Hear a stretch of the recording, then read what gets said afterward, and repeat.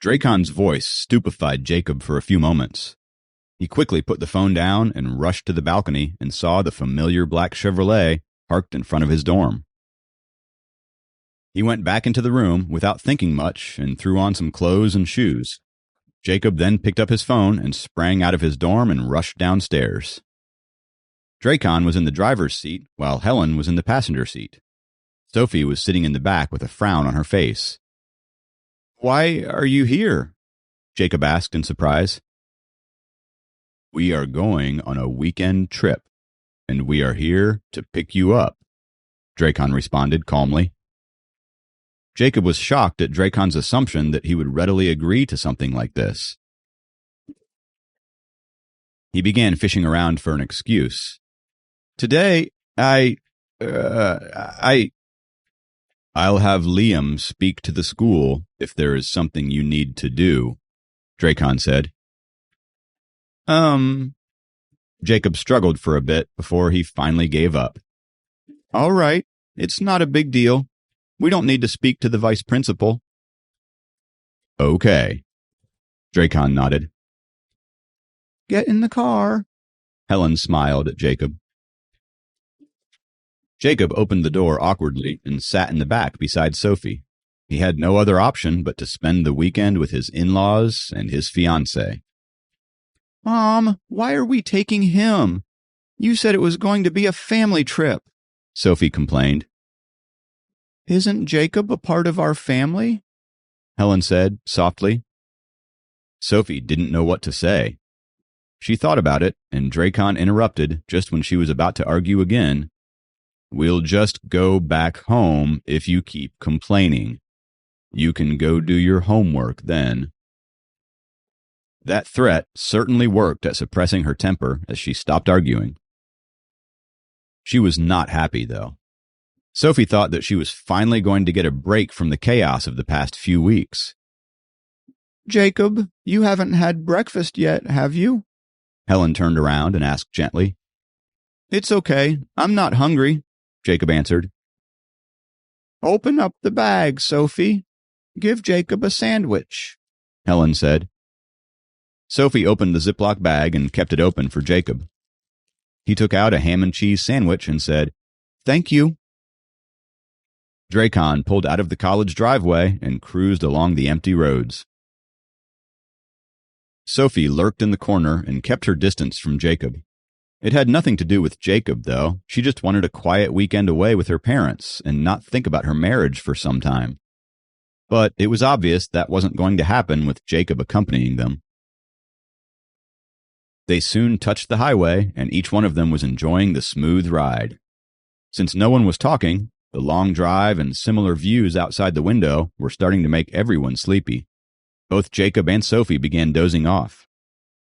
Jacob was sleepy anyway because of all the running practice and the late night with Kathy. As for Sophie, it was due to her excitement of the trip today that made it difficult for her to go to sleep last night.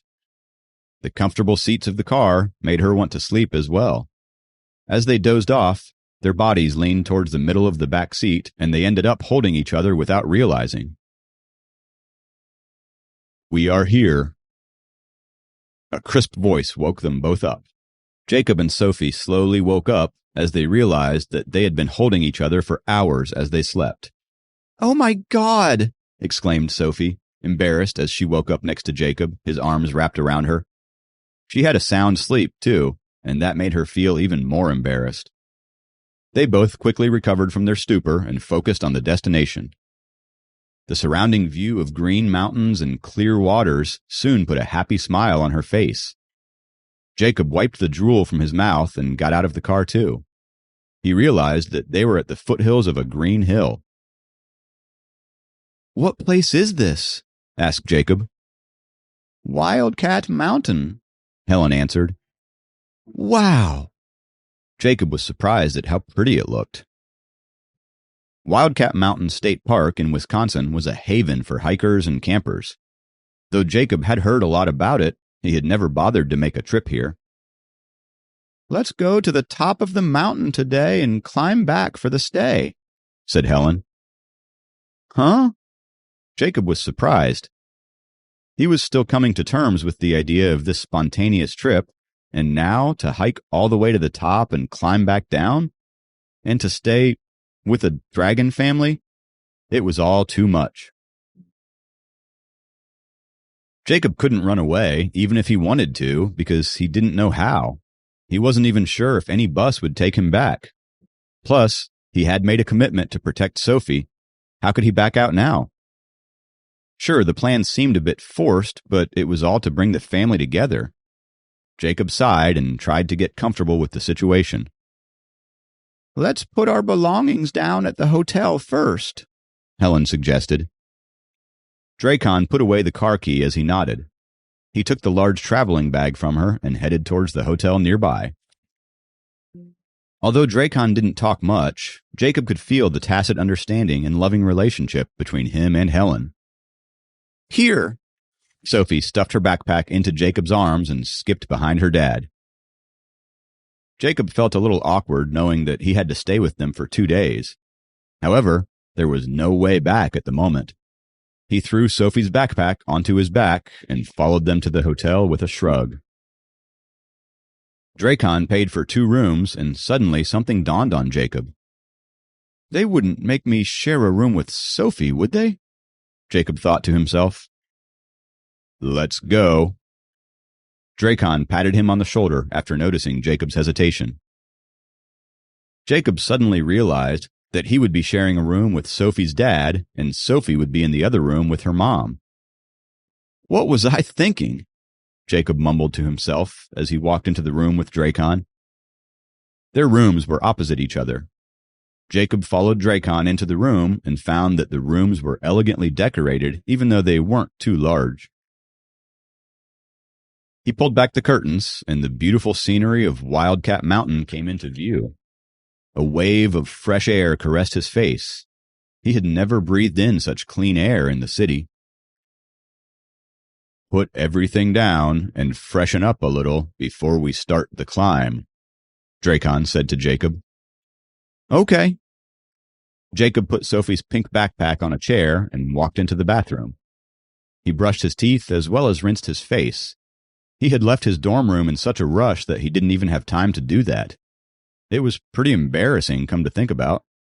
The 3 of them were already waiting at the door when Jacob stepped out of the bathroom. "So slow," Sophie mumbled. Jacob was amused at her anger and smiled lightly as he picked up her pink backpack and put it on his shoulders. He gave her a little nudge on the way out. She smiled for a split second and then became serious again. They all stepped outside the hotel and began exploring their whereabouts. Come on, let's begin the hike," Helen said as they reached the beginning of the trail. "Okay, let me give my grandma a call first. I was supposed to go visit her this weekend," Jacob suddenly remembered and took his phone out. He dialed home and told his grandma that he wouldn't be able to visit her this weekend since he was going out with his classmates. His grandma wasn't upset and told him to have fun. Jacob bit his lip as he lied to his grandma. Helen noticed the way Jacob spoke to his grandma and felt that he was affectionate and responsible. She was more sure than ever about this man marrying her daughter. "The air here is really fresh. You should bring your grandma here sometime. There is a homestay at the foot of the mountain. Children your age bring their parents here to escape the heat, as well as enjoy each other's company. The elders can play cards, chat, and try out some refreshing dishes. This place is pretty relaxing and popular," Helen said to Jacob as he hung up the phone. Jacob smiled at Helen. "I am so not ready to tell Grandma about Sophie, but Helen makes it sound all so simple," thought Jacob and sighed out loud. Plus, he didn't know how Grandma would react if she came to know he's marrying someone younger than him. "We are a family, so don't be so formal. Loosen up a little. Let's start the climb." Helen smiled at Jacob and began ascending, holding Drakon's hand. Please subscribe to the Pocket FM YouTube channel and press the bell icon for instant notification. Check out our channel for more such exciting shows.